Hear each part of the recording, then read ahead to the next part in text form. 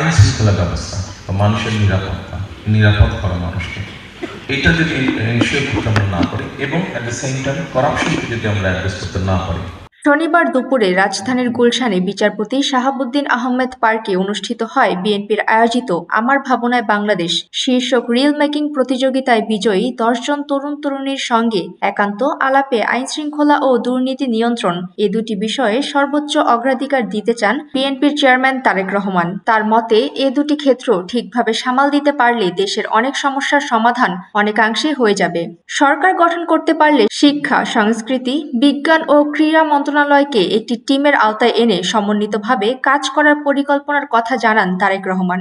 এই আলাপের এক সময় তারেক রহমানের সঙ্গে যুক্ত হন জাইমা রহমানও। তিনি সামাজিক যোগাযোগ মাধ্যম নিয়ে আলোচনায় বলেন, ফেসবুক সহ বড় প্ল্যাটফর্মগুলোর কার্যক্রম স্থানীয় কার্যালয় বাংলাদেশে নেই। এসব অনলাইন প্ল্যাটফর্মকে এ দেশে নিয়ে আসতে হবে।